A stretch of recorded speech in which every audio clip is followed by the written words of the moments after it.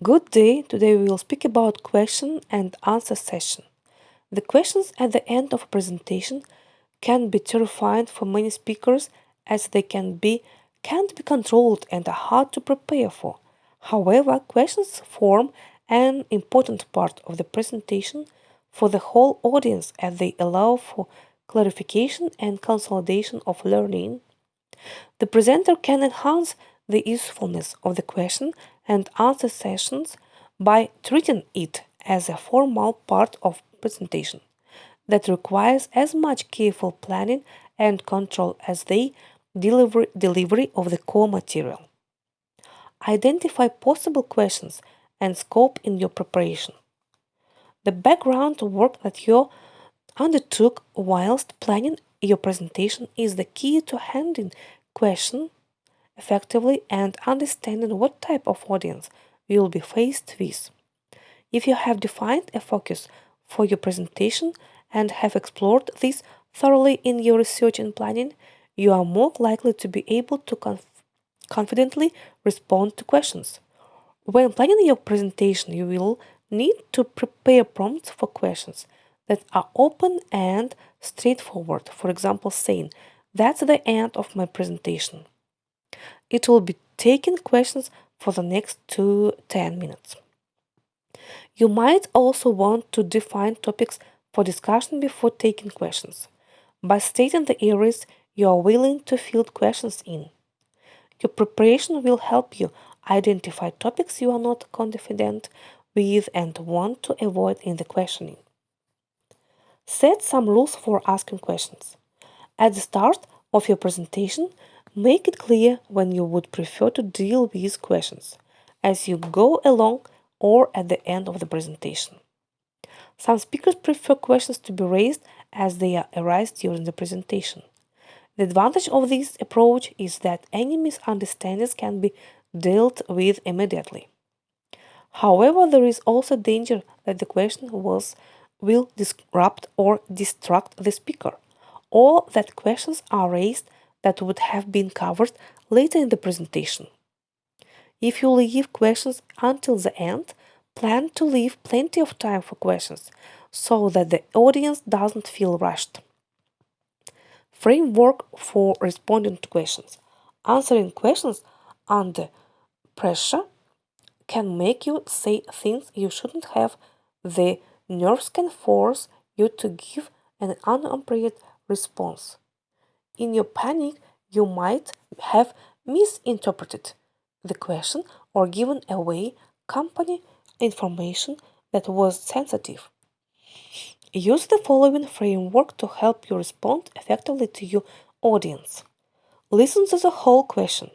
You don't have to answer a question immediately. Pause for a few seconds, actively listen to all parts of the question and think about the best way to answer. Frequently, questions can change direction at the last moment, particularly if the questioner is thinking on their feet.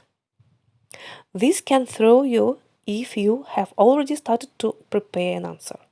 Remember that questioner will frequently try to make a point whilst asking their question. It's therefore important to both hear the content of the question and try to decipher the question's intention. Understand the context. If you are worried that you haven't understood a question, ask them to clarify what they mean. Check for confirmation by paraphrasing the question back to the questioner. You want me to list the improvements of X? Involve the whole audience.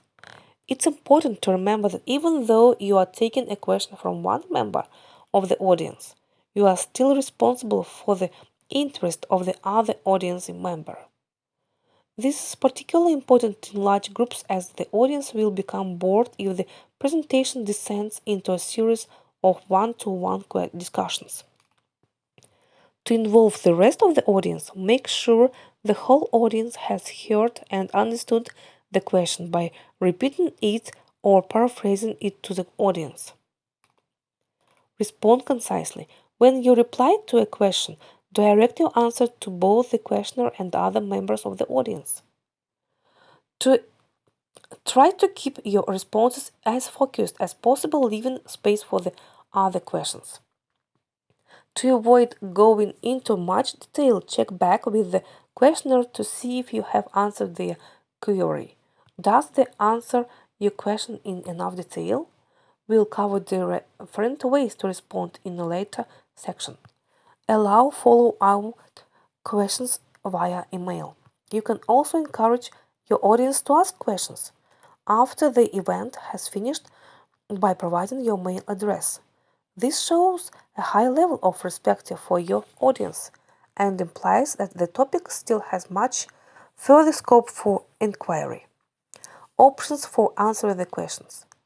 There are 5 possible choices depending on how well you understand and can answer the question.